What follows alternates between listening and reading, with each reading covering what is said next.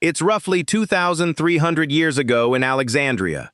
You feel sick, so a doctor sits beside you, places 2 fingers on your wrist, and reaches for a cup of dripping water. No stethoscope, no blood pressure cuff, no smartwatch quietly judging your sleep schedule.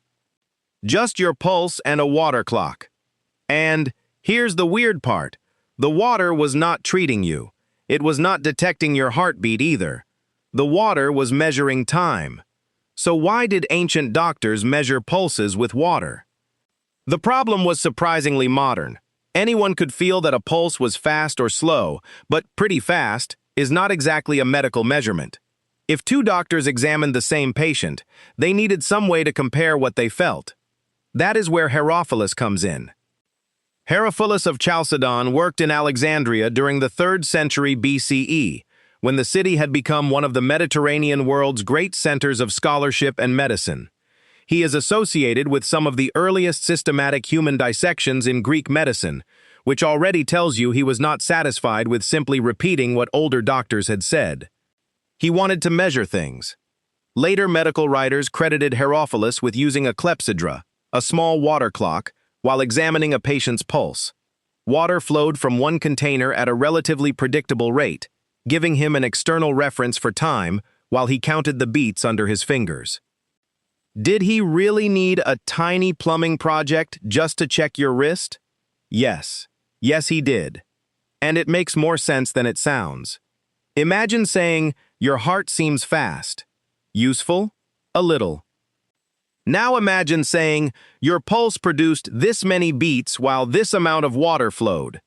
Suddenly, you have something repeatable. Something another physician could compare. Something closer to a number.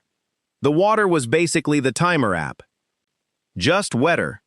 Herophilus also tried to describe pulse rhythms using ideas from music. Different patterns of expansion and contraction could be compared with rhythmic units, which sounds strange until you remember that both music and pulse are really about timing. So his big idea was not that water had magical medical properties. It was that the body produced patterns, and patterns could be measured. That is the important part. Now jump east to ancient China, where physicians developed a very different relationship with the pulse. Texts that became part of the Huangdi Neijing, or Yellow Emperor's inner canon, took shape over the final centuries BCE and later became foundational in Chinese medicine. Chinese physicians did not usually focus on a simple beat count the way Herophilus attempted to.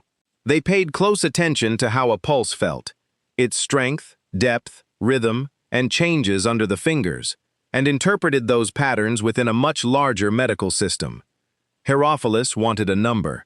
Chinese physicians wanted a pattern. Same wrist. Very different dashboard. Some of their explanations involving yin, yang, organs, seasons, and bodily balance do not match modern cardiovascular science. But the habit itself is familiar. Observe carefully, compare changes, and treat the pulse as information rather than background noise. Then, several centuries later, Galen of Pergamon took pulse study and did what Galen tended to do with almost everything. He wrote a lot about it. Born around 109 CE and later working in Rome, Galen produced multiple works on pulse types, pulse causes, diagnosis, and prognosis. If Herophilus was the doctor trying to invent a useful measuring trick, Galen was the guy who turned that trick into an entire university course nobody remembered signing up for. He classified pulses by speed, size, strength, rhythm, and regularity, then tried to connect those qualities with different bodily conditions. Not all of his physiology was correct. Far from it. Galen's model of blood movement would eventually be overturned, but his instinct was valuable. A changing pulse could reveal a changing body. And that brings us back to the water. Herophilus's clever move was not the cup itself. It was introducing an outside reference. Once you compare a heartbeat with time, fast and slow stop being only opinions. That is a tiny step toward quantitative medicine. Here's the fun modern contrast. In the early 20th century, Willem Einthoven's string galvanometer helped make electrocardiography practical. But the early equipment was enormous and could weigh hundreds of pounds. Herophilus's cardiac technology, meanwhile, could basically fit beside the patient. Ancient medicine wins the portability round. For once. Zoom out, and the water clock no longer looks primitive. It looks like an early solution to a problem doctors still face today. The human body gives signals, but signals become much more useful when you can measure them consistently.